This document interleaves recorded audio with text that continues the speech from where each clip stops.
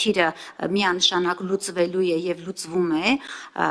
թե վերելակի տեսքով նույնիսկ հանդիսությունների սրահը ուներ վերելակ, որպեսզի երեխան կարողանա մոտենա բեմին եւ անարգելք իր իրավունքից օգտվի։ Իսկ ինչ վերաբերում է հարմարությունները, որ չկան, հա, տեղակայված չեն բազմաթիվ դպրոցներում, սա մենք բոլորս գիտենք, որովհետեւ այս դպրոցը 30-ից մինչեւ 60 տարիների պատմություն ունեն, իսկ այդ ժամանակ բնականաբար այս խնդիրը արդի չի եղել եւ կարելի ասել անտեսված է եղել։ Եվ այս առումով ինչ կասեք։ Շնորհակալություն։ Շնորհակալություն, Տիկին Այվազյան։ Արդյոք օգտվելով թույլ տվեք ես էլ շնորհավոր եմ ձեզ, ձեր ծննդյան օրվա կապակցությամբ եւ ձեզ ամենայն բարիք մաղթեմ։ Հարցադրումների հետ կապված առաջին հարցադրման առնչությամբ շատ կարևոր եմ համարում նշել, որ որևէ իրավակարգավորում, որը երեխաներին է առնչվում, չի կարող լինել ծնողների պատժելու գործիք, այսինքն մենք երեխաների հետ գործ ունենք եւ իրավակարգավորումները պետք է եւ պրակտիկան մշակենք այն տրամաբանությամբ, որ ոչ թե ծնողներին փորձենք պատժել այդ իրավակարգավորումներով, այլ երեխայի լավագույն շահի երաշխավորմամբ փորձենք նրանց համար պատշաճ միջավայր ապահովել։ Մեր ուսումնասիրությունները ցույց են տալիս, որ այո, կան ծնողներ, ովքեր իրենց ցանկությամբ երեխային չեն տանում որոշակի տարիքում դպրոց, բայց նաեւ մեր ուսումնասիրությունները ցույց են տալիս, որ կան բազմաթիվ երեխաներ, ովքեր պարտադիր կրթությունից դուրս են մնում ոչ թե այն պատճառով, որ ծնողը որոշել է օրինակ ոչ թե 6 տարեկանում, այլ 7 տարեկանում նրան դպրոց տանել, այլ այն պատճառով, որ օրինակ ծնողը պարզապես պատշաճ չի իրականացնում երեխայի խնամքը եւ դաստիարակությունը եւ նաեւ մի շարք այլ պատճառներ կան, օրինակ մենք ունենք դեպքեր, ունեցել ենք դեպք, երբ երեխան իր առողջական վիճակի պատճառով հնարավորություն չի ունեցել, օրինակ հիվանդանոցային բուժման մեջ է գտնվել եւ հնարավորություն չի ունեցել հաճախելու համապատասխան ուսումնական հաստատություն եւ այս ամենը ամփոփելով պիտի արձանագրեմ, որ հիմնական խնդիրը ոչ թե նրանում է, որ մենք այսպես ասած միանգամից հաճախում է երկրորդ դասարան։ Ինքը բնականաբար շատ տարբերվում է իր այդահին ունեցած գիտելիքների ամբողջ մնացած երեխաներից դա ակնհայտ է որպես այդպեսին։ Երեխան ներգրավում է, մենք ունեցել ենք դեպքեր, օրինակ, որ երեխան կես տարի անցել, երեխաները օրինակ, հա, այբուբենը գիտեն եւ այլն, ինքը շատ մեծ տարբերություն ունի մնացյալ երեխաների հետ, որովհետեւ չի կարողանում հասցնել եւ լրացուցիչ պարապմունքները, որոնք կազմակերպվում են, սրանք էլ երկրորդ խնդիրն են, որովհետև երեխան պետք է ունենա նաև հանգստի, բնական է, չէ, երեխաների մասին ենք խոսում, չենք կարող իրենց օրվա ընթացքում օրինակ 10 ժամ ներգրավել տարբեր ուսումնական գործընթացների մեջ եւ այս ամենը երբ որ գումարվում է իրար, սրան գումարվում է նաև մի շարք իրավիճակներում մասնագետների հմտությունների պակասը, որը դարձյալ կարող է նորմալ լինել, որովհետև ժամանակ պիտի անցնի, հա, մինչև մասնագետները համապատասխան հմտություններ ձեռք բերեն, պարզ է դառնում, որ շատ անկեղծ է, մենք նաև մշտադիտարկումներ ենք արել, զրուցել ենք հենց այս երեխաների հետ, տեսել ենք նրանց իրավիճակը դպրոցներում, ինչպիսին է նույն ուսուցիչների հետ ենք զրուցել, ովքեր աշխատում են հենց այդ երեխաների հետ, ակնհայտ է, որ այստեղ վստահաբար երեխայի լավագույն շահը հաստատ չի ապահովում, նորից եմ կրկնում, հաշվի առնելով այն հանգամանքը, որ մեզ թող չթվա, որ օրինակ դեպքերը միայն նրանք են, որ ծնողը ուղղակի որոշել է, որ երեխային 6 տարեկանի փոխարեն պիտի օրինակ 7 կամ 8 տարեկանում դպրոց տանի։ Դեպքերը բազմազան են, դրա համար ես կարծում եմ, որ սրա վերաբերյալ պետք է կառուցողական լինել լուծումները մշակելու հարցում, այսինքն պետք է շատ արձագանքող լինել ու կառուցողական լինել հարցի հետ կապված, որովհետև բնական է ամեն մեկս տարբեր դիտանկյունից է հարցին նայում, եթե բոլորս միավորենք այդ դիտանկյունները, շատ ավելի ճիշտ կլինի հարցի լուծումը։ Ինչ վերաբերում է նորակառույց դպրոցներին, ապա սկսեմ նրանից, որ նորակառույց դպրոցների մեծ մասում, այո, փորձ է կատարվել այդ հարմարեցումը կամ ավելի շուտ թեքահարթակի տեսքով, հա, այդ հատվածը կառուցելը առնվազն մուտքի շրջանում երաշխավորել, բայց եթե դիտարկեք մեր նախորդ տարի հրապարակված արտահերթ զեկույցը, որը վերաբերել է հենց նորակառույց, հիմնանորոգված եւ վերակառուցված ուսումնական հաստատությունների շենքերին, այնտեղ կտեսնեք հստակ նկարներով եւ ամեն ինչով այն խնդիրները, որոնք հենց այդ շենքերում են արձանագրվել եւ ես հատուկ նաեւ շեշտադրել եմ, որ պետությունը իրականում ահռելի ռեսուրս է ծախսում եւ սա իր ամենամեծ ծրագրերից մեկն է, որը ես չգիտեմ բազմաթիվ տարիների կտրվածքով երբեք չի իրականացվել եւ հիմա պետությունը շատ մեծ գումար է ծախսում ուսումնական հաստատությունների շենքեր կառուցելու, վերակառուցելու եւ հիմնանորոգելու վրա։ Շատ կարեւոր է, որ այս հարցին եւս պատշաճ ուշադրություն դարձվի եւ նախ մենք ֆիզիկա այսպես ասած մատչելիության ապահովումը ոչ թե անցալենք միայն մուտքի մոտ թեքահարթակի կառուցում, ընդ որում հասկանալով, որ թեքահարթակն էլ պիտի չափանիշներին համապատասխանի, թեքահարթակի արկայության պարագայում շենքը ընդհանուր սանհանգույցները եւ ամենը պիտի համապատասխանեն համապատասխան չափանիշներին, որովհետեւ օրինակ նայում ես սանհանգույցը միգուցե ընդհանուր առմամբ կառուցված է համապատասխան ձևաչափով, բայց օրինակ դռան հատվածը այնպեսին է, որ անհնար է լինելու, որ այդպես հենաշարժողական խնդիրներ ունեցող անձին հնարավորություն ունենան այդտեղ գործելու եւ մի շարք այլ հարցեր, եթե զեկույցին ծանոթանաք, այնտեղ մանրամասն նկարագրված են խնդիրները, բայց այստեղ կա նաեւ երկրորդ հարցը, սրանով փորձեմ ամփոփել, սովորաբար երբ որ ասում ենք հաշմանդամություն ունեցող անձանց համար մատչելիության երաշխավորում, պատկերացնում ենք թեքահարթակի կառուցում։ Իրականում մատչելիության երաշխավորման շատ փոքր էլեմենտն է թեքահարթակի կառուցումը, որովհետեւ մատչելիություն պիտի երաշխավորվի օրինակ նաեւ տեսողության խնդիրներ ունեցող, լսողության խնդիրներ ունեցող անձանց համար դա շատ ավելի մեծ սպեկտր է ներառում եւ հետեւաբար մենք այստեղ պետք է շատ ավելի ուշադիր լինենք, այդ թվում նույն թեքահարթակների մասով մենք պետք է կարողանանք ճիշտ տրամաբանությամբ իրացնել ու նաեւ պետական վերահսկողական մեխանիզմները պետք է հստակ լինեն, բայց դրա համար պետք է նաեւ համապատասխան գիտելիք, որովհետեւ շատ դեպքերում մարդկանց թվում է թե պետական մարմիններում, հա, որոնք վերահսկողություն են իրականացնում, ես թվում է դա թեքահարթակը կառուցված է, ամեն ինչ նորմալ է, բայց իրականում այդպես չէ, հետեւաբար շատ կարեւոր է նաեւ այդ իրազեկվածության մակարդակը բարձրացնել։ Շնորհակալություն, Տիկին Կամովնաչյան, համեցեք։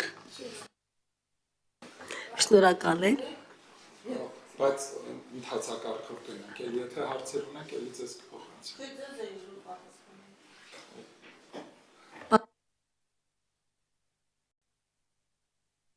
Շնորհակալ եմ։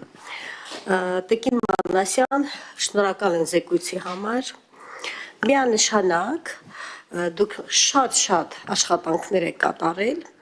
զեկույցից էլ է երևում է այն ժամանակ, երբ որ մենք դիմում ենք ձեզ եւ դուք արձագանքում եք։ Տեսեք, դուք նշել եք վիճակագրական տվյալներ, նշել եք, որ դիմում բողոքները ավելացել են։ Կարող եմ ասել, ավելացել են, որտեղ վստահում են ձեզ։ Եթե չվստահեին, չէին գրի կամ չէին դիմի ձեր հաստատությանը։ Գիտեք ինձ որ հարցն է հետաքրքիր, դուք նշել եք, որ կրթության ԿԳՄՍ-ի եւ Երևանի քաղաքապետարանի հետ են կապված հիմնական բողոքները, կխնդրեի, եթե հնարավոր է նշեք, թե բովանդակությունը ինչու ուներ։ Եվ մի հարց էլ է հետաքրքիր ձեր զեկույցից, դուք նշել եք, որ պետական մարմիններից ոմանք չեն արձագանքում։ Եթե հնարավոր է արձագանքեք, նշեք, որ պետական մարմինները չեն արձագանքում, շնորհակալ եմ այս հարցերի պատասխանը ընկալում եմ։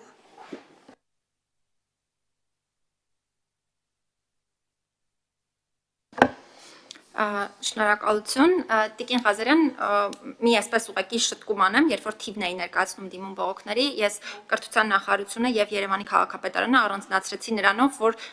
տարվա համեմատությամբ, այսինքն նախորդ տարվա համեմատությամբ շեշտակի աճ է եղել դիմում բողոքների ու համակարգային խնդիրների հետ են հիմնականում կապված, օրինակ Երևանի քաղաքապետարանի մասով մենք անընդհատ բողոքներ ենք ստանում պատշաճ վարչարարության իրավունքի առերևույթ խախտման հետ կապված հարցերով, օրինակ ինչ որ գործողություններ են իրականացում առանց անձանց ծանուցելու ու դրանք կարող են նաև մարդկանց հետ կապված ազդեցություն ունեցող, հա, ինչ որ բաներ լինեն, օրինակ, չգիտեմ, այսպես կոչված, հա, տարիներ առաջ նույնիսկ կառուցված ապօրինի շինությունների քանդման աշխատանքներ եւ այլն, ինքը ամբողջությամբ վարչարարությունը, որը հստակ կանոններ ունի, չեմ ուզում բոլոր դեպքերը հնարավոր թվարկել, բայց վարչարարության մասով միանշանակ չափազանց շատ են բողոքները Ավելին ասեմ, թեև Երևանի քաղաքապետի հետ ես անձնապես շատ լավ համագործակցություն ունեմ, բայց քաղաքապետարանը հենց այն մարմիններից է, որտեղ համակարգային խնդիրներ շատ դանդաղ են, այսպես ասած, հա, հասցեավորվում եւ այստեղ օրինակ ես կարծում եմ, եթե ես ինքս քննարկում եմ ունենում քաղաքապետի հետ, մենք արագ կարողանում ենք օրինակ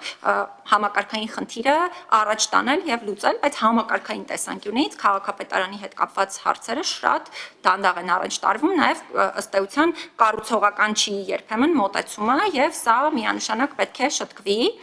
Կրթության նախարարության մասով էլ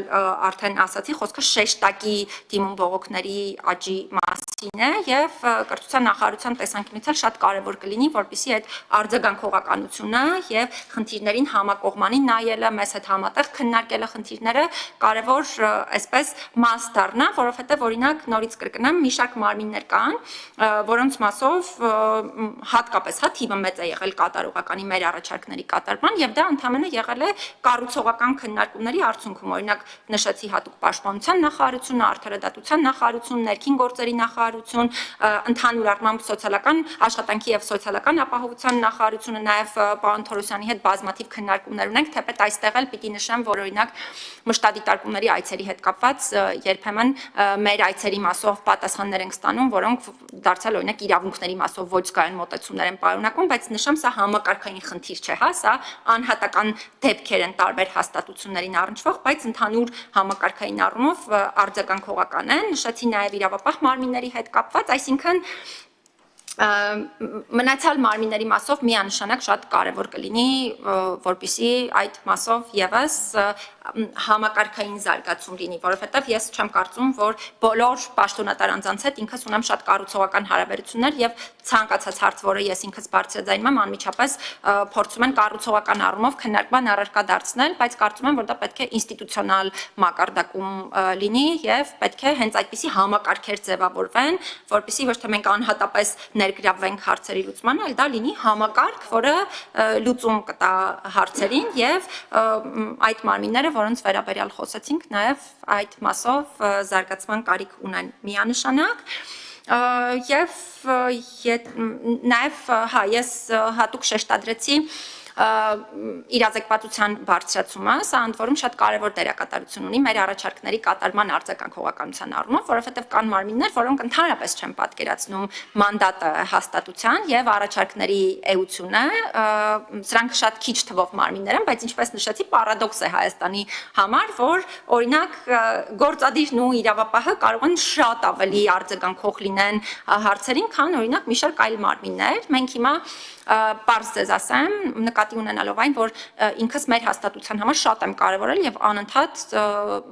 փորձել եմ ոչ միայն ինքս հաղորդագրություն փոխանցել, այլ իմ աշխատակիցները բազմաթիվ վերապատրաստումներ են անցել այն մասին, թե ինչպես իրավասություններ սահմանազատել այլ մարմինների հետ։ Մենք մինչ այս պահը որևէ դեպք չենք ունեցել, երբ որ որևէ այլ անկախ մարմնի իրավասության շրջանակ մտնենք, այսինքն այդ սահմանը խախտենք որևէ մարմնի։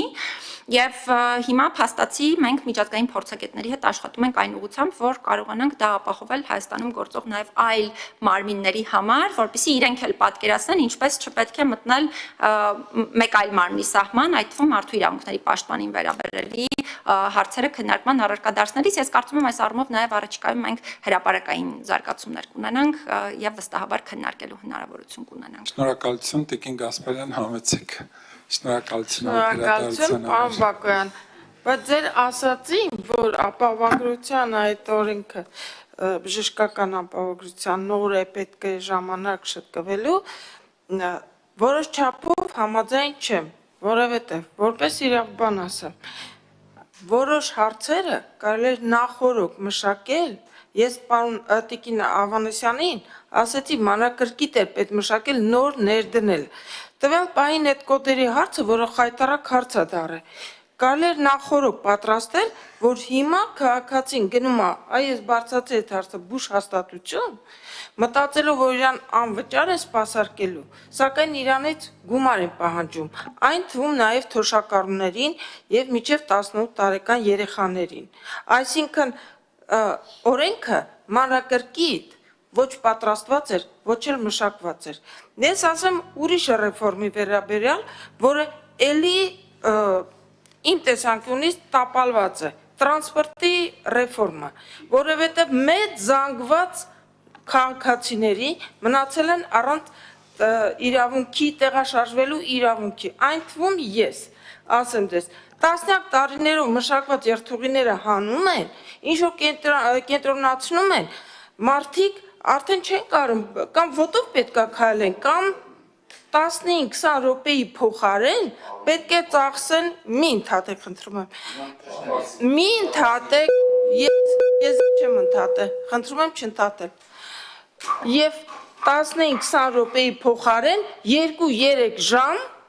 այս երթուղիներով ոչ տրանսպորտի որակն է լավացել, ոչ գումարը թանկացել է,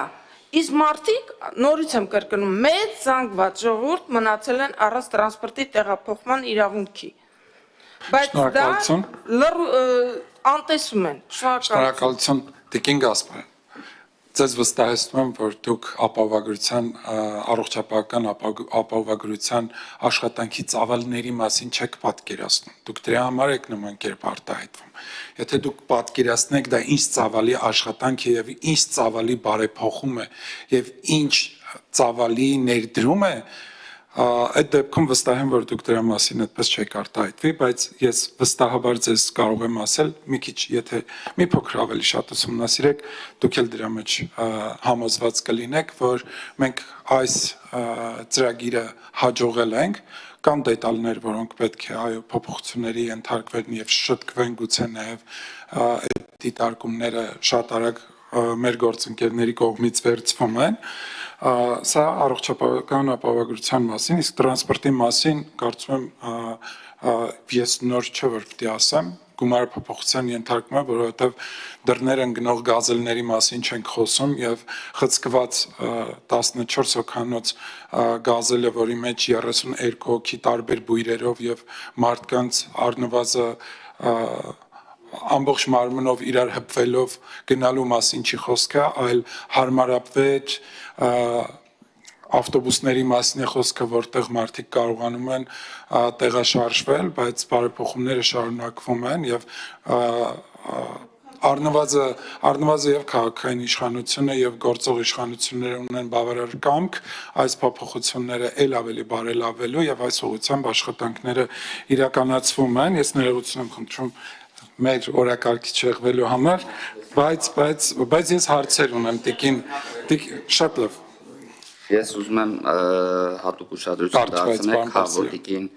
Գալստյանը շեշտեց տասնյակ տարիներով Գասպարյան կներեք դրա շեշտեց տասնյակ տարիներով մշակած գծերի մասին, ինքը նկատի ուներ այդ մասնավոր գծերը, որոնք ամեն մեկ այն ժամանակ մի հատ գիծ վերցել էր սեփական գրպանը լցելու համար ու այն բարի գնացած գազելներով ու այդ մշակված գծերն էին, որ 5 համարի օրինակ գազելները ընտրությունների ժամանակ հայտնվում էին իրանց գտից դուրս, օրինակ Մալաթիա Սեբաստիային, որպեսզի ընտրողներին զանգվածաբար տեղափոխեն ընտրատեղամաս, ունտեղ այդ ընտրողները ընտրեն նրանց, ում իրանց արդեն նախորոք ասված էր։ Շնորհակալ եմ։ Շնորհակալություն, բայց պարոն Պարսիլյանի կոմենտով ավարտենք փակենք եւ անդրադառնանք մեր քննարկմանը։ Տիկին Մանասյան, եւս երկու հարց, ուզում եմ հետեւյալ հարցը Տիկին Մանասյան, արդյոք Պաշտպանի աշխատակազմը ներգրաված է քրեական դատավարության նոր օրենսգրքի կիրառման փուլում ի հայտ եկած խնդիրների վերհանման եւ կարգավորման գործընթացում, ունեք ամփոփված վիճակագրություն այն համակարգային թերացումների վերաբերյալ, որոնք առավել հաճախ են հանգեցնում մարդու իրավունքների խախտումների, պետք է նշեմ, որ ինքս էլ հետևողականորեն ուսումնասիրության եմ ենթարկել քրեական եւ քրեական դատավարության նոր օրենսգրքի որոշակի դրույթներ եւ արդեն իսկ օրենսդրական նախաձեռնությամբ եմ հանդես եկել, որը խորհրդարանի կողմից ընդունվել է առաջին ընթերցմամբ եւ պատրաստվում եմ նաեւ հետայսու եւս շարունակել այս ոլորտում աշխատանքները, որովհետեւ ինչպես նախորդ մեր գործընկերոջ դիտարկմանը, որ երբ որ որևէ նոր համակարգ է ներդրվում, ըստ դեպքում քրեական օրենսգիրքը, նոր օրենսգիրքը եւս ունի որոշակի շտկումների կարիք եւ կարծում եմ մենք բարբերաբար դրանք պետք է իրականացնենք եւ ուշադիր լինենք եւ հաջորդ հարցը Տիկին Մանասյան, դուք ձեր զեկույցում նշում եք, որ երեխաների իրավունքների պաշտպանության ոլորտում բազմաթիվ խնդիրներ մնում են չլուծված գերատեսչությունների միջև տվյալների փոխանակման կառուցակարգերի բացակայության պատճառով ստացվում է մի իրավիճակ, երբ տարբեր մարմիններ ունեն տեղեկատվական տարբեր մասեր կամ պատառիկներ, սակայն միասնական պատկերը բացակայում է եւ այս համատեքստում ուզում եմ հարցնել, որն է ձեր տեսլականը կամ որն է ձեր առաջարկը միասնական տվյալների բազայի ստեղծման հարցում եւ ինչպես կարող է նման թվային գործիքի ներդրումն օգնել պետությանը անցնելու իրավիճակային արձագանքումից դեպի թիրախային եւ կանխարգելիչ քաղաքականության մշակումը։ Շնորհակալություն։ Համեցեք։ Շնորհակալություն, պարոն Բաքոյան, ինչ վերաբերում է քրեական եւ քրեական դատավարության նոր օրենսգրքերի կիրառման փուլում ի հայտ եկած խնդիրներին, դրանով չասեմ վիճակագրություն, բայց շատ մանրամասն բովանդակային վերլուծություններ խնդիրների հետ կապված մեր ամբողջ տարեկան հաղորդումն է ներկայացնում, որովհետև մենք ունենք առանձին հատված, որը վերաբերում է հենց քրեական վարույթի շրջանակներում ի հայտ եկող մարդու իրավունքների խախտումներին եւ այնտեղ նաեւ մի շարք իրավիճակներ են նկարագրված, որոնք օրենսդրության կիրառման հետ կապված խնդիրներ են ի հայտ բերում, նաեւ բարբերաբար տարբեր պետական մարմիններ մեզանից այս տեղեկատվությունը ոչ միայն իրենք խնդրում են, այլ մենք անընդհատ ենք այդ թվում իմ նախաձեռնությամբ ուղարկում տարբեր մարմինների, ինչ վերաբերում է ձեր օրենսդրական նախաձեռնությանը, բնականաբար դրան ոչ միայն տեղեկացված ենք, նաև մենք ենք ըստ էության ներգրավված եղել որպես կարծիք ներկայացնող մարմին աշխատանքներին, երեխաների իրավունքների պաշտպանության ոլորտում խնդիրներին անդրադառնալիս, հատկապես վիճակագրության միասնական պատկերի եւ ոչ միայն վիճակագրության վարման, այլ նաեւ տարբեր մեթոդների կիրառման, տարբեր մարմինների տարբերությունները նշեմ, որ